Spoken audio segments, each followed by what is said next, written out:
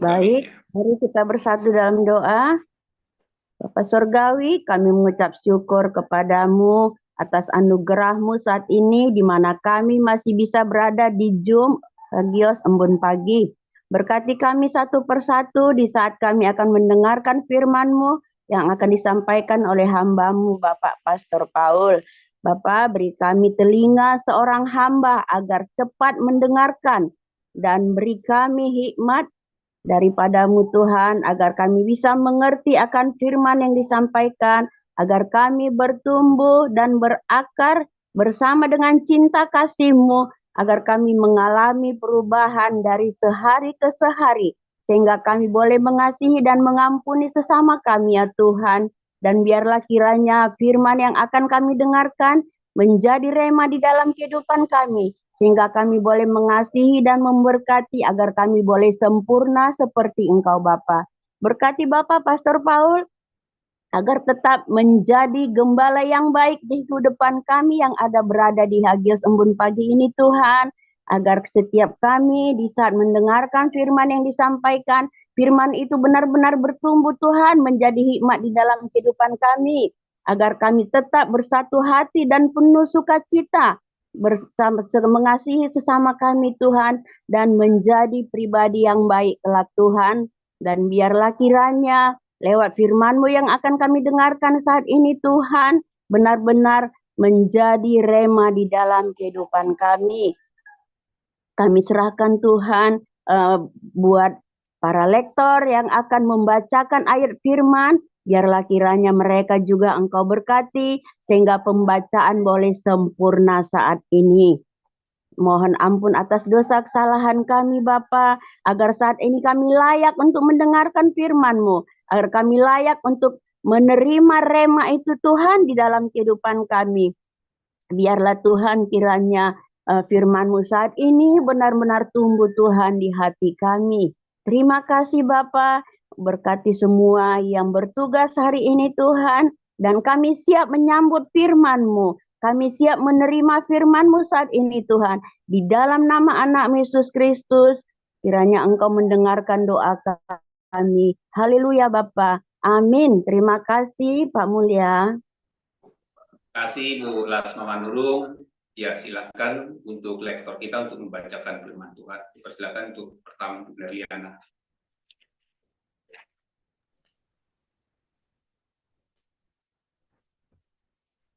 Baik, terima kasih Pak Mulia. Pembacaan firman Tuhan dari 1 Samuel 7 ayat 1 sampai 17. Demikian firman Tuhan. Lalu orang-orang Kiryat Yearim datang, mereka mengangkut tabut Tuhan itu dan membawanya ke dalam rumah Abinadab yang di atas bukit. Dan Eleazar anaknya mereka kuduskan untuk menjaga tabut Tuhan itu. Sejak saat tabut itu tinggal di Kiryat Yearim, berlalulah waktu yang cukup lama, yakni 20 tahun. Dan seluruh kaum Israel mengeluh kepada Tuhan. Lalu berkatalah Samuel kepada seluruh kaum Israel demikian.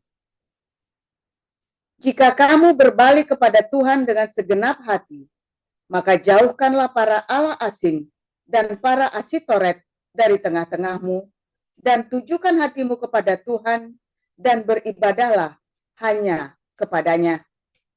Maka ia akan melepaskan kamu dari tangan orang Filistin. Kemudian orang-orang Israel menjauhkan para Baal dan para Asitoret dan beribadah hanya kepada Tuhan. Lalu berkatalah Samuel, kumpulkanlah segenap orang Israel ke Mispa, maka aku akan berdoa untuk kamu kepada Tuhan. Setelah berkumpul di Mispa, mereka menimba air dan mencurahkannya di hadapan Tuhan. Mereka juga berpuasa pada hari itu dan berkata di sana, kami telah berdosa kepada Tuhan. Dan Samuel menghakimi orang Israel di Mispa. Ketika didengar orang Filistin bahwa orang Israel telah berkumpul di Mispa, majulah raja-raja kota orang Filistin mendatangi orang Israel. Serta didengar orang Israel demikian, maka ketakutanlah mereka terhadap orang Filistin. Lalu kata orang Israel kepada Samuel, "Janganlah berhenti berseru bagi kami kepada Tuhan Allah kita, supaya ia menyelamatkan kami dari tangan orang Filistin itu." Sesudah itu Samuel mengambil seekor anak domba yang menyusu, lalu mempersembahkan seluruhnya kepada Tuhan sebagai korban bakaran. Dan ketika Samuel berseru kepada Tuhan bagi orang Israel, maka Tuhan menjawab dia. Sedang Samuel mempersembahkan korban bakaran itu, majulah orang Filistin berperang melawan orang Israel. Tetapi pada hari itu, Tuhan mengguntur dengan bunyi yang hebat ke atas orang Filistin dan mengacaukan mereka, sehingga mereka terpukul kalah oleh orang Israel. Keluarlah orang-orang Israel dari Mispa, mengejar orang Filistin itu, dan memukul mereka kalah sampai ke hilir Bet-Kar. Kemudian Samuel mengambil sebuah batu dan mendirikannya antara Mispa dan Yesana. Ia menamainya Ebenezer. Katanya, sampai di sini Tuhan menolong kita. Demikianlah orang Filistin itu ditundukkan dan tidak lagi memasuki daerah Israel. Tangan Tuhan melawan orang Filistin seumur hidup Samuel, dan kota-kota yang diambil orang Filistin daripada Israel kembali pula kepada Israel, mulai dari Ekron sampai Gad, dan orang Israel merebut daerah sekitarnya dari tangan orang Filistin. Antara orang Israel dan orang Amori ada damai. Samuel memerintah sebagai hakim atas orang Israel seumur hidupnya.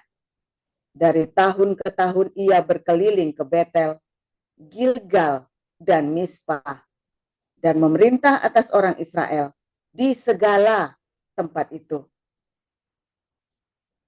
Lalu ia kembali ke Rama, sebab di sanalah rumahnya, dan di sanalah ia memerintah atas orang Israel, dan di sana ia mendirikan mezbah bagi Tuhan. Demikian. Ya, dilanjutkan oleh Pak Siliwangi.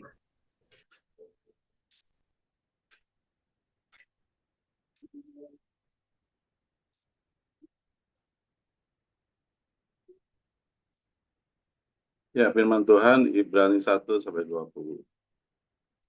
Sebab itu marilah kita tinggalkan asas-asas pertama dari ajaran tentang Kristus dan beralih kepada perkembangannya yang penuh. Jangan kita meletakkan lagi dasar pertobatan dari perbuatan-perbuatan yang sia-sia dan dasar kepercayaan kepada Allah, yaitu ajaran tentang berbagai pembaptisan, penumpangan tangan, kebangkitan orang-orang mati, dan hukuman kekal. Dan itulah yang akan kita perbuat jika Allah mengizinkannya, sebab mereka yang pernah diterangi hatinya, yang pernah mengecap karunia sorgawi, dan yang pernah mendapat bagian dalam Roh Kudus, dan yang mengucap firman yang baik dari Allah dan karunia-karunia di dunia yang akan datang.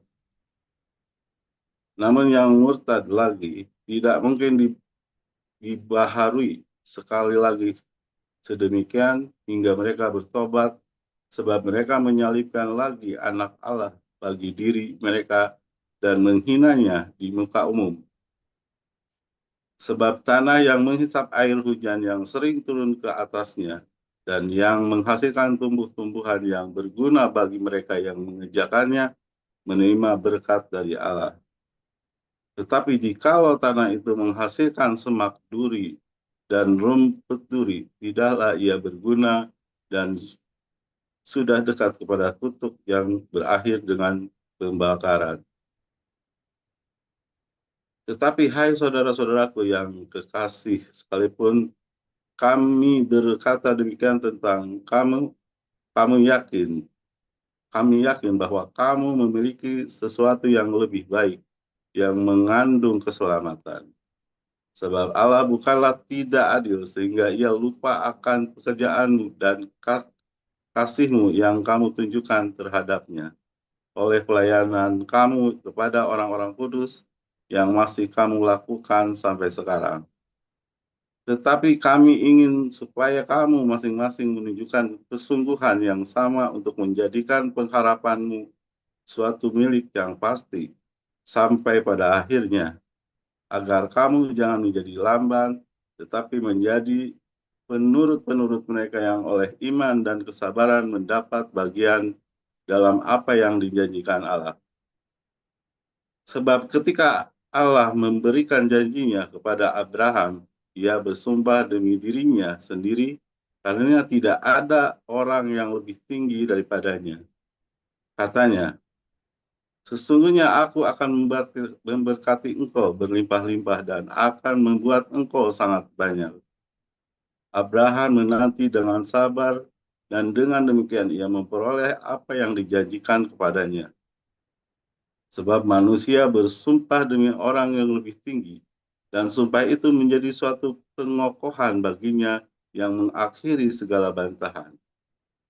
Karena itu, untuk lebih meyakinkan mereka yang berhak menerima janji itu akan kepastian putusannya, Allah telah mengikat dirinya dengan sumpah, supaya oleh dua kenyataan yang tidak berubah-ubah tentang mana Allah yang tidak mungkin berdusta, kita yang mencari perlindungan beroleh dorongan yang kuat untuk menjangkau pengharapan yang terletak di depan kita.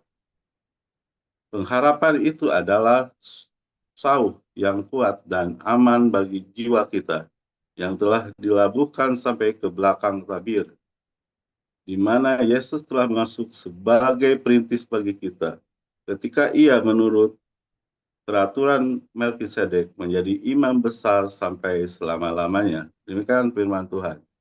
Amin. Terima kasih untuk para lektor, Ibu Nerliana dan Pak Siliwangi yang telah membacakan firman Tuhan. Baik Bapak Ibu, saudara terkasih, kita akan memasuki renungan firman Tuhan yang akan disampaikan oleh hambanya, Pendeta Pastor Joseph Paul Jang, dengan tema Guntur Menggelegar di Atas Tiran. Ya, silakan Pastor.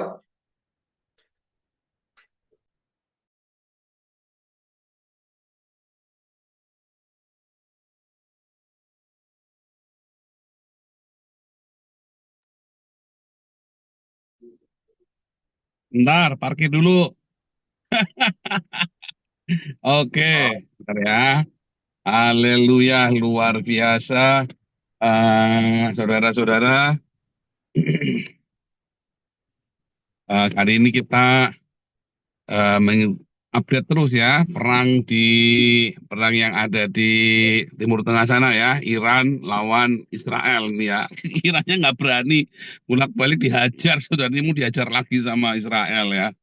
Akhirnya ya begitulah saudara. Anda bayangin saja ya, kacau sekali nih ya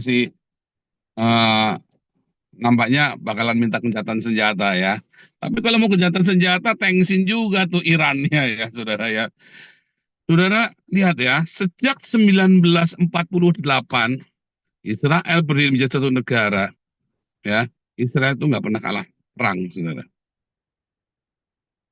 Saya nanya ya sama beberapa pemimpin-pemimpin di sana, itu terjadi pertobatan massal, saudara ya. Memang di sana ada LGBT apa segala macam, tapi para pemimpin ini mereka sangat disiplin ya, saudara ya. Mereka melakukan pertobatan massal dan mereka menggali kembali Torah itu, ya. Saudara, ada pertobatan kata kuncinya ya. Terus saya tanya sama dosen-dosen saya ya, saudara ya. Apa yang membuat kalian berpikir walaupun mereka orang-orang pintar ya, tapi mereka sungguh-sungguh ya. Jadi kalau Anda pergi ke Israel sekarang ya, kalau hari ke daerahnya orang Ibrani, orang Yahudi ya, kalau Sabtu ya sepi, saudara, benar-benar ya. Mereka benar-benar apa namanya, jaga hidupnya mereka. Nah, itu makanya ya, kalau yang nggak menjaga Sabat ya maaf saudara, bukannya saya sih percaya ya, itu kejadian yang 7 Oktober itu ya karena mereka tidak pelihara Sabat. Makanya Tuhan kasih ya, kasih yang begituan. Karena mereka tidak menjaga Sabat, kan mereka harus merayakan Sabat, saudara. Itu sudah konsekuensi bagi mereka, karena mereka tidak percaya kepada Mesias yang kita kenal ya, Yesua Masiah itu. Maka mereka harus memelihara Sabat harga mati, saudara ya. Ya walaupun kalau dia sudah percaya kepada Yesus pun mereka tetap harus memelihara Sabat ya, karena mereka orang Yahudi. Tetapi ini masalahnya karena mereka kalau tidak memelihara Sabat dan mereka tidak percaya Yesus, maka disambut bersama setan. Itu aja saudara rumusnya. Ya, ketika orang-orang Israel di zamannya Samuel itu mereka mulai meninggalkan Tuhan, mereka mulai cari dewa-dewa lain, mereka mulai main-main dengan kekudusan hidup mereka.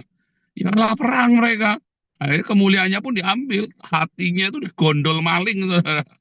Ya, jangan sampai kamu hatimu digondol sama maling, sehingga hatimu kemana, jiwamu di mana, badanmu di mana, hatimu di mana.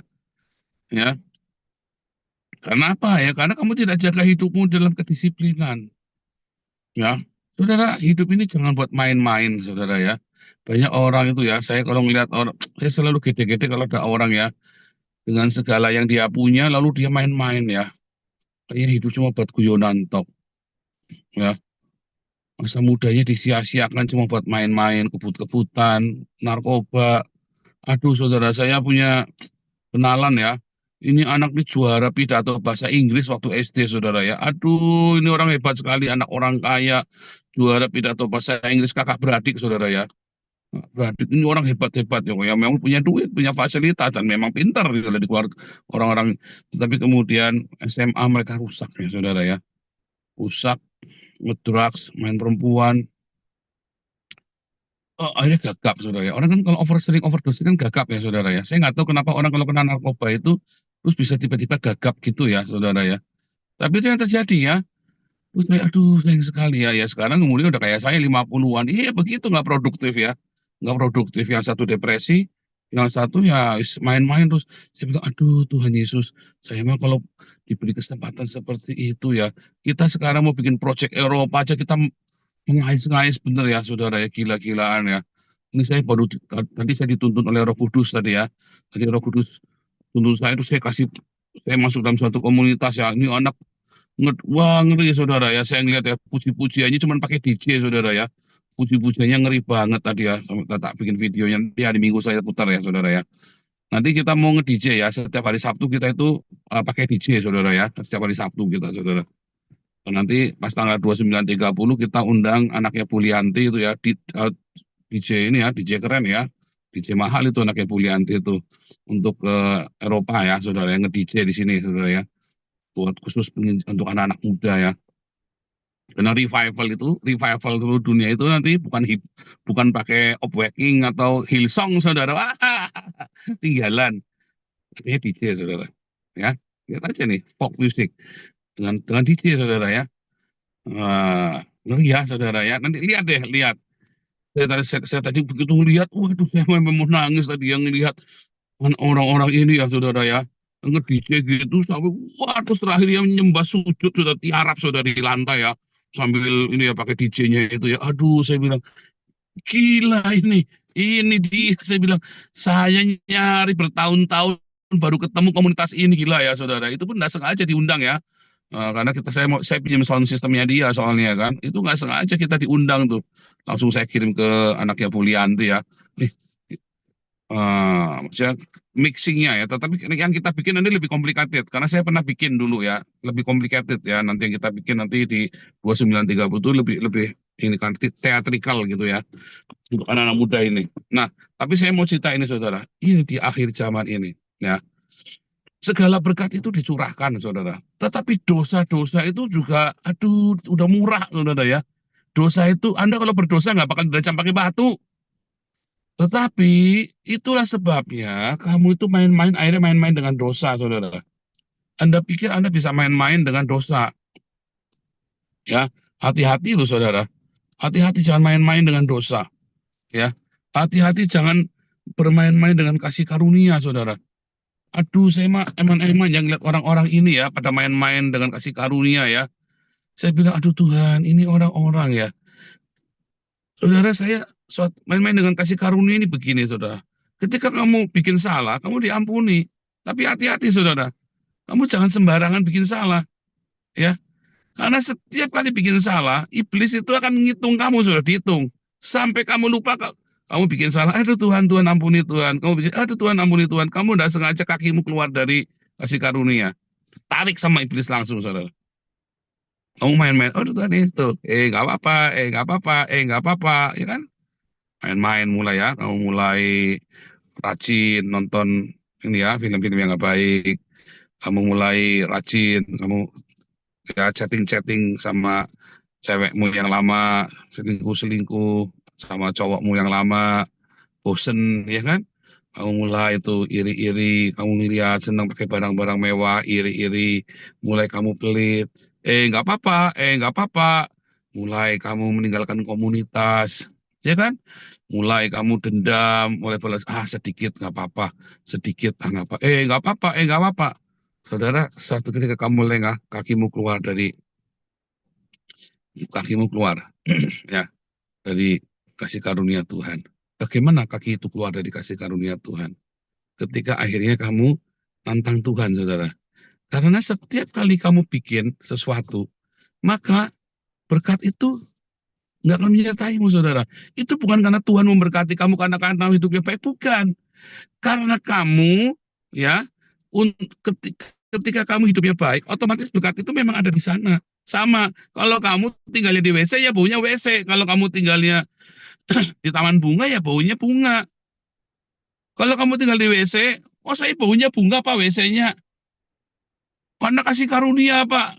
Bukan ada pendeta, itu kan kasih karunia Tuhan. Kita kalau bikin dosa tetap diberkati. Ngawur ini saudara ya. Kamu kalau tinggalnya di WC, ya baunya WC.